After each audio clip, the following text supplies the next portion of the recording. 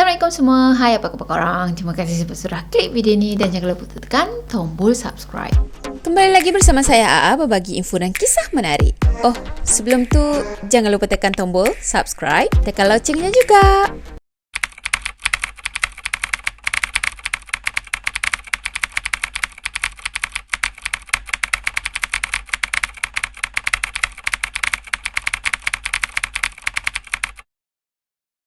Okay, video seram kita kali ni saya nak sharekan tentang pengalaman seram daripada subscriber. Jadi pengalaman seram subscriber kali ni pendek-pendek je. Jadi saya combinekan dua kisah, dua orang yang berlainan hantar. Saya combinekan jadi satu, okay? Jadi tak payah nak lengahkan masa, jom kita start. Okay, pengalaman seram yang pertama ni disendkan oleh salah seorang subscriber. Dia mungkin masih dalam sekolah lagi sekarang ni dan dia berasal daripada Terengganu. Namanya adalah Amni. Jadi Amni ni dia ada sendkan mesej dekat saya punya IG. Katanya macam ni, Assalamualaikum Kak, boleh tak buat cerita pengalaman seram saya? Kalau tak boleh buat video dekat YouTube pun tak apa. Jadi ini adalah pengalaman sebenar saya. Jadi dah dia?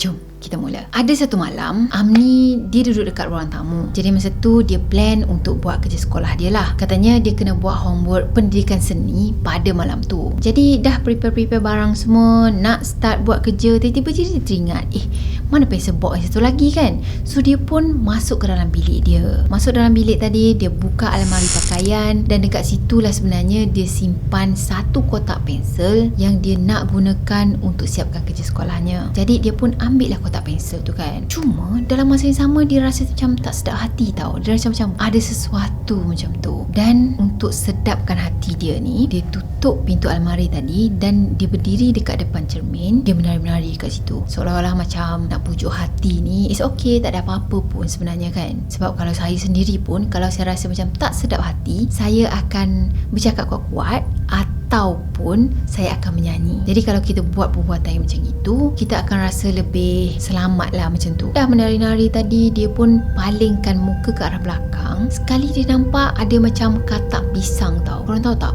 Katak pisang yang macam lembik macam tu. Dan juga dia punya tu, dia punya kulit tu macam bersinar kan. Oh God!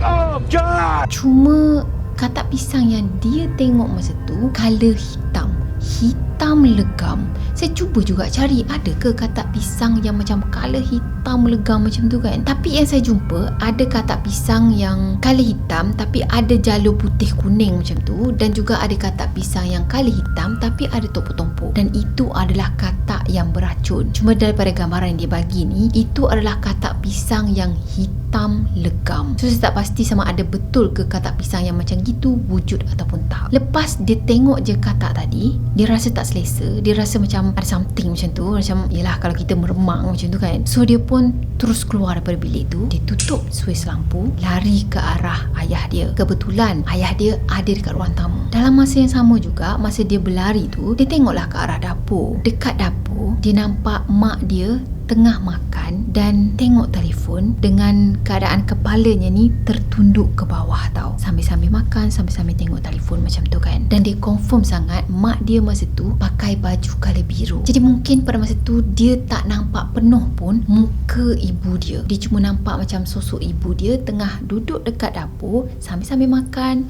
sambil-sambil tengok telefon. Dah tu dia pun pergilah ke arah ruang tamu tadi sebab ayahnya ada kat ruang tamu tadi kan. Dan dia duduk dekat situ, dia nak buat kerja sekolah. Masa tu dia palingkan muka lagi sekali dekat arah dapur.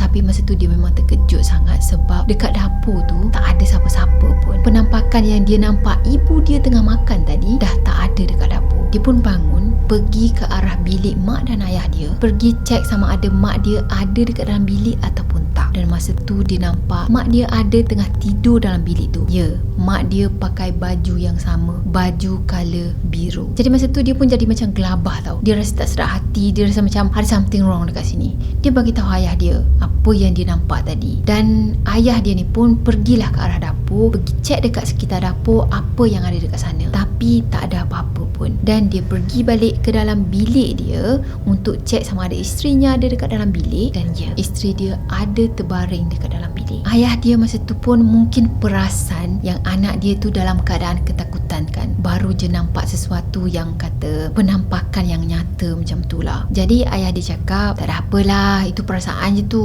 Allah kan ada, katanya. Datuk Amni tadi pun tak nak fikir panjang, dia cakap okey je. Cuma dalam masa yang sama, dia dah rasa takut lah sebab dia dah nampak dah penampakan yang macam gitu. Jadi malam tu dia decide untuk tidur dengan mak dia, tidur dalam bilik dengan mak dia. Kita pernah dengar cerita daripada Nurse Hani hari tu kan, yang cerita tentang doppelganger tu. Ada 2 orang dalam masa yang sama, tapi bukan kembar tau, kembar macam tu. Jadi kisah ni pun macam lebih kurang sama juga. Tapi nasib baik jugalah kan, sepanjang dia duduk situ, sepanjang umur dia yang belasan tu, baru sekali tu je pernah jadi kat dia. Kalau sering, mungkin something lah tu. Okey, kisah yang kedua kita kali ni dikongsikan oleh Siti. Dia nak diri dia dikenali sebagai Siti. Katanya macam ni, "Hai, nama saya Siti. Saya nak berkongsi cerita seram yang pernah dialami oleh mak saya sendiri. Kejadian seram ni berlaku sekitar tahun 1990. Masa tu adik saya baru lahir." Okey, pada masa tu dia tinggal dekat salah satu kampung yang ada dekat Batu Gajah Perak. Sebab pada masa tu ayah dia bekerja sebagai anggota tentera di daerah situ. Jadi diorang sekeluarga sebenarnya menyewa sebuah rumah kampung. So kisah ni bermula bila mak dia yang bernama Ita dan juga 3 orang kawan dia, namanya Salmah, Rozi dan juga Timah. Jadi masa tu diorang berempat ni keluar untuk pergi ke pasar malam yang ada dekat dengan rumah diorang. Kebetulan pula suami masing-masing tak ada kat rumah pada malam tu. Jadi diorang pun buat keputusan untuk pergi ke pasar malam dengan berjalan kaki je sambil bawa anak masing-masing. Katanya jarak daripada rumah diorang dengan pasar malam tu lebih kurang dalam 15 minit dan gangguan ni berlaku pula lebih kurang dalam pukul 11 malam. Yang mana masa tu diorang berjalan balik daripada pasar malam. Masa tu mak dia dengan 3 orang lagi kawannya tu leka tengah berborak kan sambil-sambil jalan balik kan. Dan kedudukan diorang berjalan masa tu, mak dia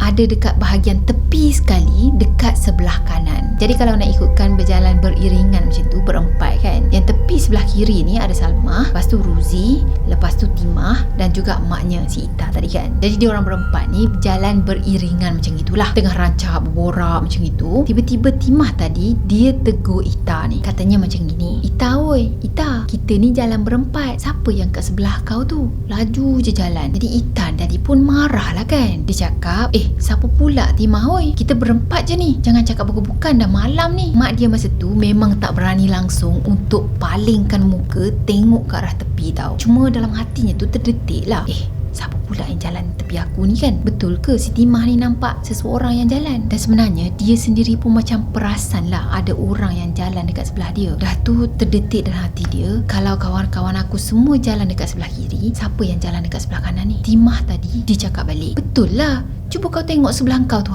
siapa yang jalan tu? Putih cantik baju dia. Dia nak teman kita agaknya." Masa tu juga dengan keadaan ketakutan ni, tapi mak dia cuba juga beranikan diri untuk pandang ke sebelah. Cuma masa tu dia tak beranilah nak terus pandang ke sebelah macam tu kan. Dia cuma pandang ke arah bawah, pandang ke arah kaki benda tu. Masa tu maknya nampak dekat bahagian kaki tu ada kain putih yang penuh dengan kotor-kotor, macam penuh dengan tanah macam tu. Dan benda tu melompat-lompat. Dalam hati Ita masa tu, sudah ada benda lain ni ikut balik ni. Dalam masa yang sama juga Timah tadi dia cakap macam ni, "Ita, aku kira sampai 3, mula lari. Pegang anak masing-masing kuat-kuat. Lari terus masuk rumah masing-masing." Jadi masa itulah mak dia ni terus toleh ke sebelah. Dan dalam masa yang sama juga mak dia menjerit, "Ya Allah, pocong," katanya. Dah tu memang dah tak fikir panjang dah. Masing-masing berempat tadi semuanya pegang anak masing-masing dan lari terjun ke tanah dengan selipannya yang entah ke mana. Memang masa tu dah tak fikir benda lain dah. Yang fikirnya nak lari masuk rumah dan kunci pintu. Katanya masa tu diorang memang takut sangat sebab pocong tu ikut balik rumah tau. Time tu mak dia cakap yang pocong tadi badannya tu besar sangat, kainnya pula lusuh macam berlumpur macam tu. Dekat bahagian mukanya pula tak nampak clear sangat, tak nampak dengan jelas lah mukanya macam mana, cuma yang nampak hitam je. Dan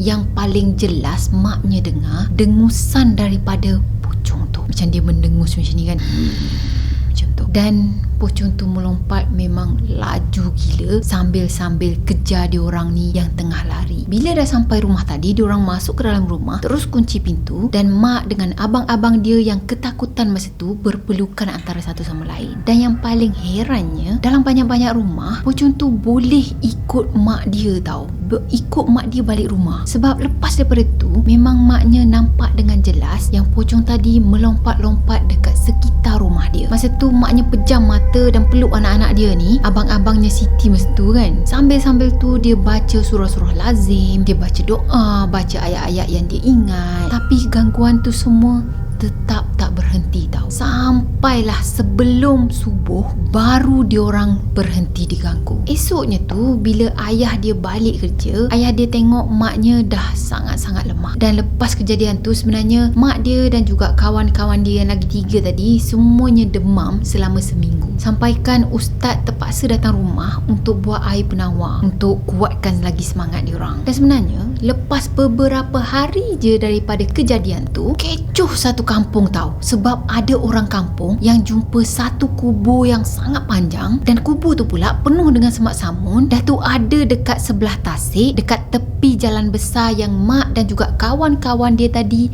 lalu. Katanya sejak daripada tu memang mak dia dan juga kawan-kawannya dah tak pergi pasar malam lagi dah. Trauma dan juga takut kalau terjumpa lagi dengan pocong tu. Katanya kubur yang diorang jumpa tu pun tak tahu siapa pemiliknya dan tak tahu bila lagi kubur tu ada dekat situ. Sampai sekarang pun diorang macam tak tahu. Cuma mungkinlah ada antara orang kampung ni yang tahu. The end. Okay, kisah kali ni macam tu, pendek je. Dan saya harap kisah ni tak adalah mengecewakan korang kan. Jadi kalau korang ada sebarang kisah seram yang nak dikongsikan dengan saya, jangan lupa untuk sendkan ke email saya ychannel.aa@gmail.com, dan insyaAllah saya akan slot in kisah-kisah menarik korang dan akan ceritakan dalam YouTube channel ni. Okay, saya rasa sampai di sini dulu untuk video kali ni. Saya harap korang sukakan video ni, dan macam biasa kalau korang sukakan video ni, jangan lupa tekan tombol like, komen, share dan juga subscribe. Jumpa lagi next video. Bye bye. Assalamualaikum warahmatullahi wabarakatuh. Bye bye.